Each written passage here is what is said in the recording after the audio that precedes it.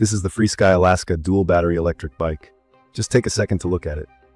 The bike's size and its tough fat tires immediately tell you it's built for just about anything the road or trail throws your way. And truth be told, having it parked right in front of me feels like standing next to a really solid piece of outdoor equipment. It's got an athletic, rugged look with its aluminum frame, a bold mix of green and black coloring, and there's a sense it could take on muddy mountain paths, city streets filled with potholes, or endless stretches of concrete. When I first got it, I'll admit, I was both excited and a little skeptical because, honestly, many e-bikes out there claim impressive range and features. But it's not every day you find one stacked with actual usable power and real-world stamina. From my experience riding the FREESKY Alaska, the two things that stand out immediately are power and range.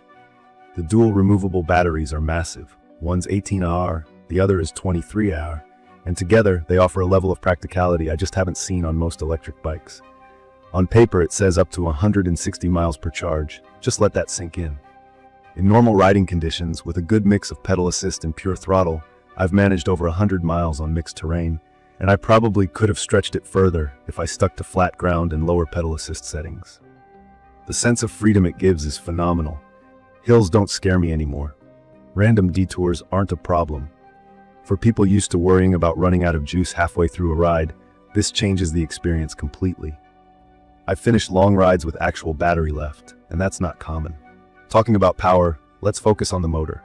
The rear hub motor dishes out 2,500 watts at peak, but if we're talking about average riding, it feels like it easily handles anything you'd expect on a commute, a trail, even a sandy beach, or a steep climb. I took it up some aggressive hills outside La, and even under a heavy load, I'm about 200 pounds, there was no hesitation. It gets up to about 38 miles per hour with pedal assist when I really push it, and the acceleration is strong but not jerky. It's exciting but safe, and if you're new to e-bikes, there's a throttle assist mode you can use where you just twist and go, or adjust how much the motor helps based on your comfort level. Let's talk about riding comfort.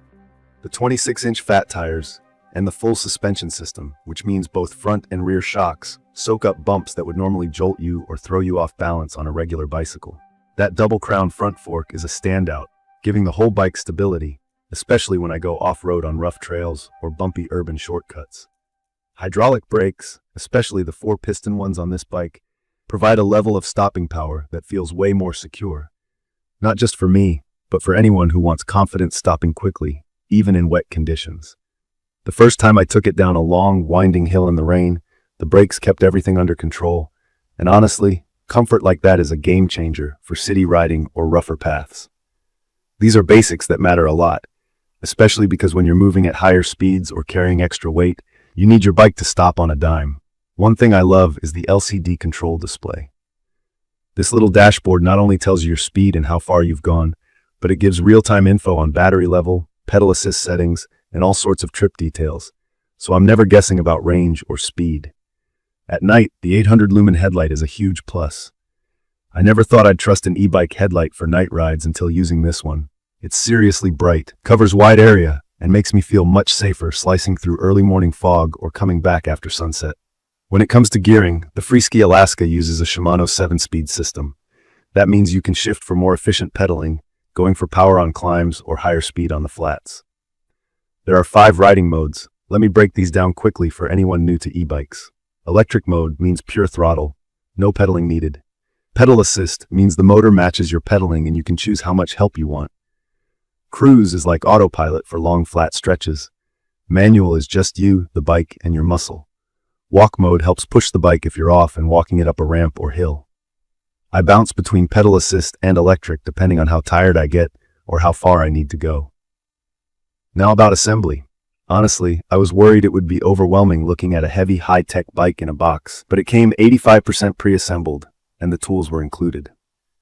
The video instructions were clear, and I finished putting it all together in just over an hour. You'll want some space and maybe an extra set of hands if you're not used to working on bikes, but nothing about it felt complicated. The weight is the one thing you notice hauling this up a flight of stairs or loading it into a car. At over 100 pounds, it's not something I want to carry around. But once it's on the ground, the weight actually stabilizes the bike at high speeds and off-road. So from my perspective, unless you're needing to move it by hand a lot, the heft pays off in performance. Assembly is a one-time thing, so it wasn't a deal breaker for me. Another point to mention is battery charging. When it's finally time to top it up, it takes about 6 to 7 hours to get both batteries full from empty. For me, charging overnight isn't a problem. I just plug it in when I'm done for the day and it's ready in the morning. If you're using it for daily long commutes, just remember you'll need to plan the charging into your schedule. Now let's talk about who this bike fits. In my opinion, it's perfect for anyone looking for a workhorse e-bike. People who want to start commuting by bike but have a long distance, folks who like the idea of heading into the mountains or along the coast for a full-day ride, or even those who just want something dependable for getting around and carrying groceries home. The maximum load is 300 pounds, so it's suited for bigger riders, and with its big frame, it actually fits me at 6'4", but for smaller folks, the size and weight might be something to consider before buying. I had my doubts at first, especially about battery life and how the suspension and brakes would hold up off-road, but after several months, I feel confident recommending this. If you've ever worried about e-bikes breaking down or not living up to specs, this one actually delivers. Maintenance has been straightforward.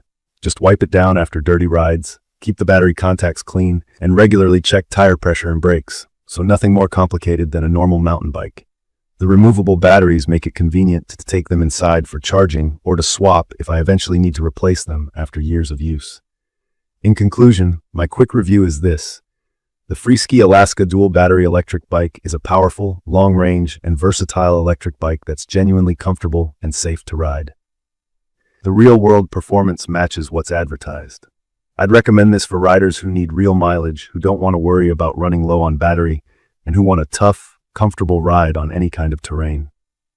Its weight and charging time are minor drawbacks, but the consistent power, big range, and top-tier safety features make it easy to overlook these.